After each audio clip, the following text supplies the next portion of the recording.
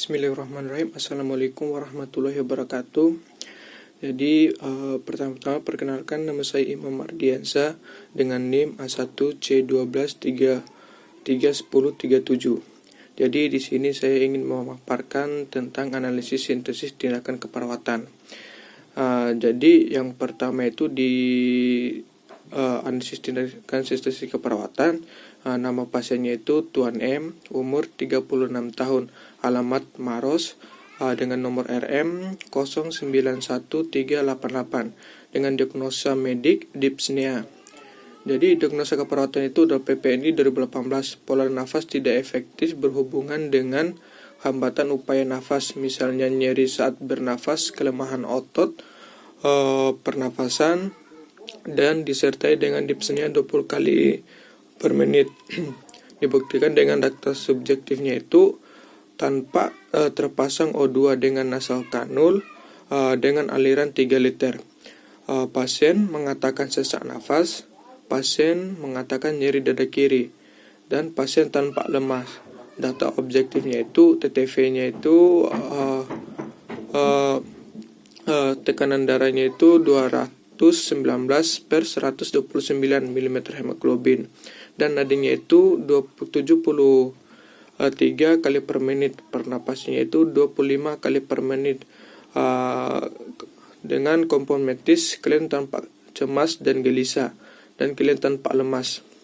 Jadi dasar pemikirannya itu sesak nafas atau dyspnea adalah kondisi kesehatan ketika seseorang mengalami kesulitan bernafas. Dyspnea terjadi karena tidak terpenuhinya pasokan oksigen ke paru-paru, sehingga menyebabkan pernapasan seseorang menjadi lebih cepat, pendek, dan dangkal. Terus asuhan keperawatan merupakan salah satu pendekatan proses keperawatan yang penting dilakukan oleh perawat melalui 5 tahap, yaitu pengkajian, diagnosa keperawatan, perencanaan keperawatan, pelaksanaan keperawatan, dan evaluasi keperawatan. Dalam diagnosis efusi pleura atau dyspnea, penting untuk menemukan penyebab terjadi dyspnea pada paru-paru, sehingga perlu dilakukan proses mulai dari anamnesa, pemeriksaan fisik, pemeriksaan penunjang, hingga tindakan fungsi pleura. Salah satu pemeriksaan penunjang dalam menentukan diagnosis efusi pleura adalah pemeriksaan EKG untuk menilai hipertrofil atrium atau vertikal iskemia, infart, dan distritmia. EKG atau elektrokardiogram adalah suatu mesin yang mencetak aktivitas listrik dari denyut jantung. Setelah itu tindakan keperawatan yang dilakukan. Tahap preorientasi itu persiapan alat. Mesin EKG dilengkapi dengan 3 kabel plan elektroda, yaitu 4 buah elektroda ekstremitas dan 6 buah elektrodeisap. Setelah itu kasa atau kapas alkohol, jeli, kertas EKG, tisu. Setelah itu kita masuk tahap orientasi, itu salam. Setelah itu periksa identitas klien, menjelaskan tujuan prosedur pada klien. Setelah itu tahap kerjanya.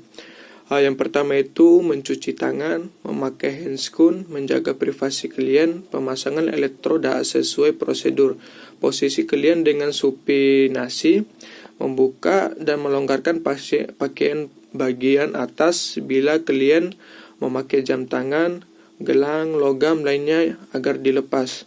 Membersihkan kotoran dengan menggunakan kapas di area dada, kedua tangan, kedua tungkai dilokasikan menset elektroda.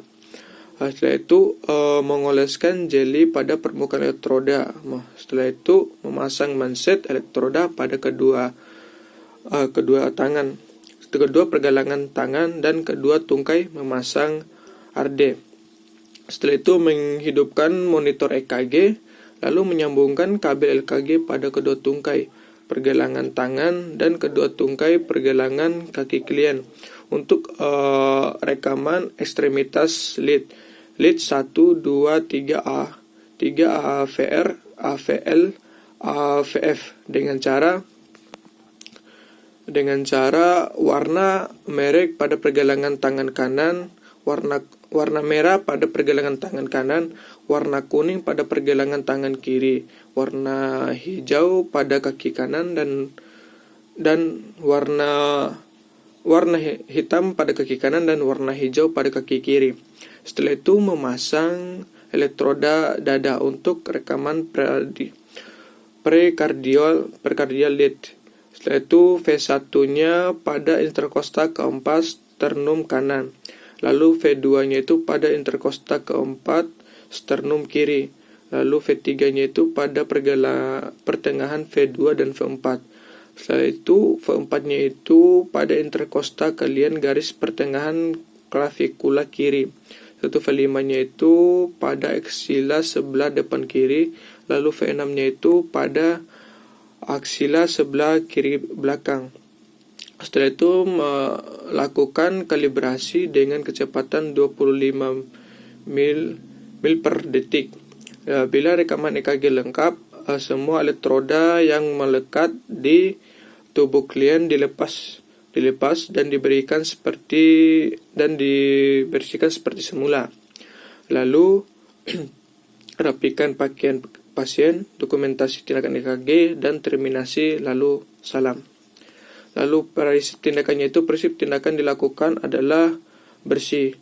Lalu analisis tindakannya itu, analisis tindakan dengan dilakukan pemasangan EKG adalah bersih. Pemasangan EKG merupakan tindakan keperawatan dengan prinsip bersih.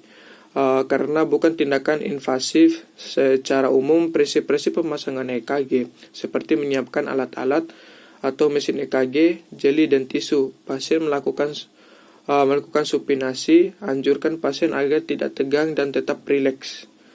Lalu bahaya yang dapat terjadi, bahayanya pemasangan EKG elektroda yang tidak tepat dapat menghasilkan gambar EKG yang tidak terbaca atau tidak sesuai dengan kondisi klien. Hal ini dapat menimbulkan kesalahan interpretasi EKG sehingga menghasilkan diagnosa yang keliru. Satu pencegahannya itu perawat hendaknya harus benar-benar paham dan mengenal letak penempatan elektroda sehingga hasil EKG dapat akurat dan tetap memperhatikan standar pelaksanaan operasional atau SPO. Lalu hasil yang didapat itu S-nya itu klien mengatakan tidak merasakan apapun selama dilakukan pemeriksaan. Hasil rekaman EKG jelas dan dapat terbaca. Yang A-nya itu pemeriksaan jantung berhasil dilakukan dengan tercetaknya hasil grafik jantung. Yang P-nya itu pemeriksaan jantung secara berkala untuk memastikan kondisi jantung klien. Lalu evaluasi diri, diperlukan keterampilan khusus untuk kita melakukan pemasangan EKG dan pembelajaran lebih lanjut untuk dapat menginterpretasikan EKG. Jadi sekian dari pemaparan saya. Itulah pemaparan tentang analisis sintesis tindakan keperawatan yang saya lakukan. Jadi segitu saja pemaparan saya, lebih dan kurangnya mohon dimaafkan. Wabillahi taufiq wal hidayah. Wassalamualaikum warahmatullahi wabarakatuh.